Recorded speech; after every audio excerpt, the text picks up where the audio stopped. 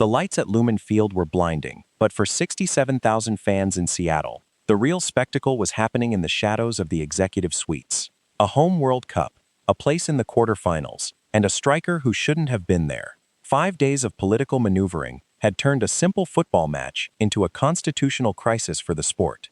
The world wasn't watching a game. It was watching a system break in real time. The silence was deafening. To understand why the world turned on American soccer on July 6, 2026, you have to go back to a humid night in Santa Clara. The United States was facing Bosnia and Herzegovina in the round of 32. It was supposed to be a coronation. Mauricio Pochettino's side was young, fast, and arrogant in the way only a host nation can be. Folarin Balogun, the Monaco star and the spearhead of this golden generation, had already found the net. The Americans were cruising. Then came the 64th minute. A loose ball, a heavy touch, and a split-second decision. Balogun lunged. His studs caught Tarek Muharemovic squarely on the ankle. The sound of the impact was picked up by the pitch-side microphones. A sharp, sickening thud. The initial reaction from referee Raphael Klaus was lenient. He saw a collision, not a crime. But the VAR booth in Santa Clara had a different perspective. They saw the speed. They saw the force. They saw the way the Bosnian's ankle buckled under the weight of Balogun's desperation. Klaus was called to the monitor. He watched the loop. One angle showed the contact. Another showed the intent, or lack thereof. It didn't matter. Under the laws of the game, serious foul play doesn't require malice. It only requires danger. Klaus returned to the pitch, reached into his back pocket, and held the red card high against the California sky. Balogun was gone. The U.S. held on for a 2-0 win, but the victory felt hollow. Under FIFA's strict disciplinary code, a straight red meant an automatic one-match ban. No exceptions, no appeals. The biggest game in American history was coming up against Belgium, and their best finisher was destined for the stands. That is where the story should have ended. In any other World Cup, in any other country, that would have been the narrative. A tragic hero, sidelined by a moment of madness. But this was not any other country. Within hours of the final whistle, the gears of the most powerful government on earth began to grind. It started with a phone call. Donald Trump, watching from the White House, decided that the rules of football were negotiable. He called FIFA President Gianni Infantino. This wasn't a secret. The president later boasted about it, describing the red card as a terrible thing for the fans and not what people paid to see. He didn't know the offside rule, but he knew the value of a television rating. The pressure wasn't just coming from the Oval Office. Secretary of State Marco Rubio publicly questioned the referee's integrity. Howard Lutnick, the Secretary of Commerce, was reportedly in constant contact with FIFA's commercial wing. The message was clear. A World Cup without the host star striker was bad for business. FIFA, an organization that prides itself on being a state within a state, found itself staring down the barrel of the U.S. government. For days, the football world waited for Infantino to show backbone. They waited for him to cite the independence of the judicial bodies. Instead, they got silence. Then, on a Sunday afternoon that will live in infamy, the silence broke. FIFA released a statement that felt like a legal fever dream. They announced that Balogun's suspension was being partially suspended for a probationary period of 1 year. He was free to play. To justify this, they pointed to Article 27 of the Disciplinary Code. It was a loophole designed for minor infractions in qualifying rounds, never intended to be used for a straight red card in the knockout stages of a World Cup. To make it stick, they cited a 2025 precedent involving Cristiano Ronaldo. But that was a different world. That was a qualifying match in Dublin, not a round of 16 clash in a host city. The streak of 64 years of enforced red card suspensions had been snapped. The reaction was a tidal wave of disgust. From the headquarters of UEFA in Switzerland to the pubs of London, the sentiment was unanimous. This was corruption in plain sight. Sepp Blatter, a man who knows a thing or two about FIFA scandals, emerged from retirement to deliver a stinging rebuke. He noted that red cards are overturned by evidence, not by telephone calls from presidents. Wayne Rooney called it a shameful day for the sport. Gary Neville was even more direct, suggesting that the integrity of the 2026 World Cup had been sold for political favor.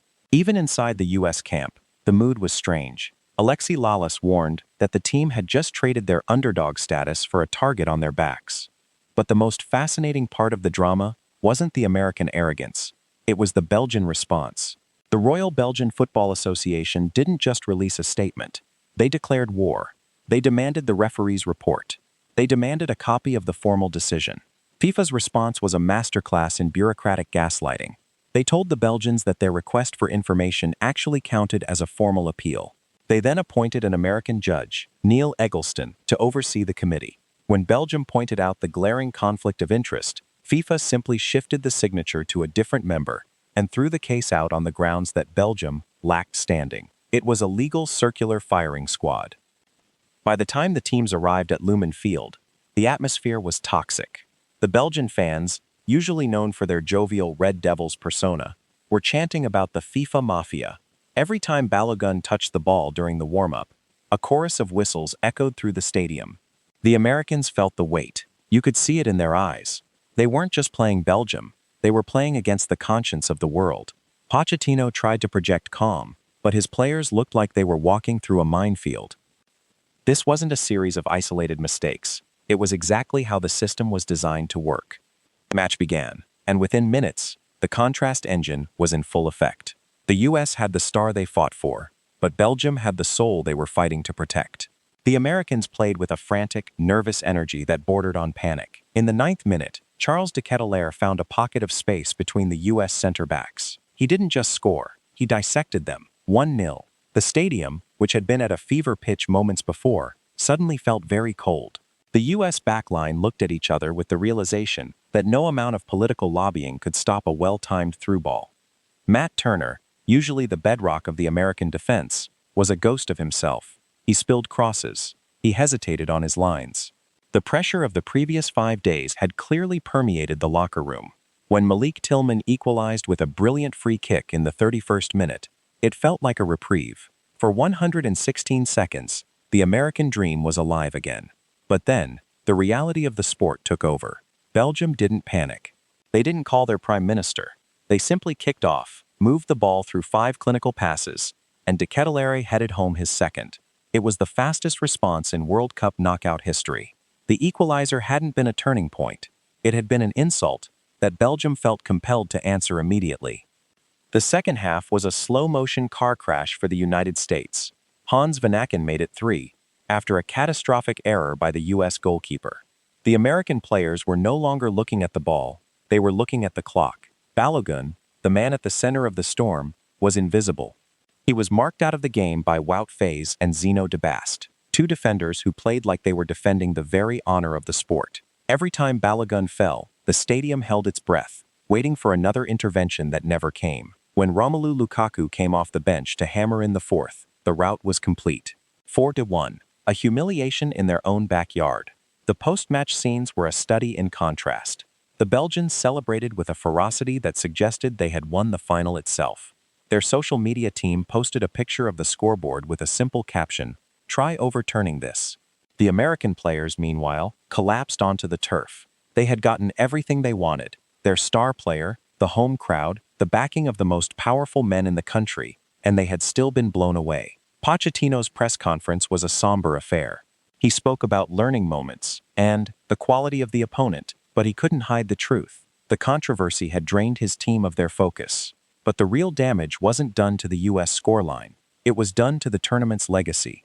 This was the moment the 2026 World Cup lost its innocence. FIFA had proven that their rules were made of glass, easily shattered by the right person with the right phone number. The 1962 precedent, where the legendary Garrincha had a red card rescinded in Chile, was always seen as a relic of a lawless era. By reviving that ghost, Infantino had signaled a return to a world where the outcome of a tournament can be influenced by whoever has the most leverage. The Belgian coach, Rudi Garcia, didn't mince words. He told the press that justice has a way of finding the pitch. He was right. On that night in Seattle, the football was better than the politics. The sport, in its infinite wisdom, refused to be rigged. Belgium's victory wasn't just a win for their small nation. It was a win for every fan who believes that the 90 minutes should be sacred. The Americans were left to pick up the pieces of a reputation that had been burned for a striker who didn't even record a shot on target. The fallout continued long after the teams left Seattle. The Balogun rule, as it came to be known, became a permanent stain on FIFA's disciplinary record. Future hosts will now look at 2026 as a blueprint. They will know that a red card for a star player isn't a sentence, it's a negotiation. The trust between the fans and the governing body, already fragile, was decimated.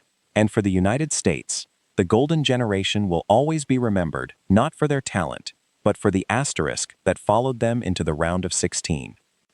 The sun rose over Seattle the next morning on a different world. The flags were still flying, and the merch was still selling, but the air felt different.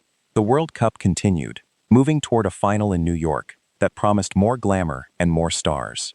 But for those who were at Lumen Field, the tournament ended that Monday night.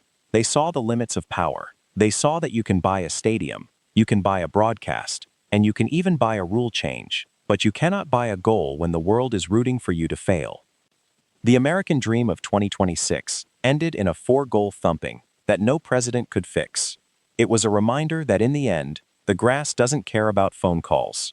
The ball doesn't care about Article 27. And the history books, while they will record the controversy, will prioritize the scoreline. The United States wanted to show the world they were a footballing superpower. Instead, they showed the world they were just another host willing to bend the knee for a shortcut. As the Belgian team bus pulled away from the stadium, the players were seen singing. They weren't singing about the quarterfinals.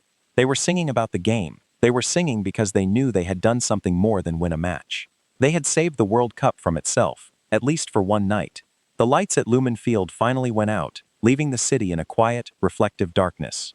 The circus had moved on, but the scent of the scandal remained, clinging to the turf like a morning mist that refused to burn off. We are left with the image of Folarin Balogun, walking alone, toward the tunnel in the 92nd minute. He looked small, he looked tired. He looked like a man who realized that he was just a pawn in a game much larger than football. He had been given a gift he didn't ask for, and it had turned into a burden he couldn't carry. The crowd didn't even boo him anymore. They just watched him go. There was no more anger, only a profound sense of exhaustion. The experiment had failed. The intervention had backfired. The machinery of power had hummed and roared, and it had produced nothing but a 4-1 loss and a global reputation in tatters. FIFA's worst nightmare hadn't just come true. It had been televised in 48 languages to every corner of the planet. The rules had been broken, and yet the result remained the same.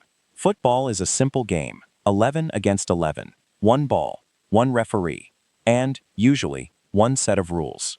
When you try to change that, the game has a way of striking back with a cruelty that is as poetic as it is deserved. Seattle will remember the night the goals mattered more than the phone calls. The world will remember the night the host nation lost its way. And FIFA will remember the night they realized that even they cannot control the soul of the sport. The score stayed on the board,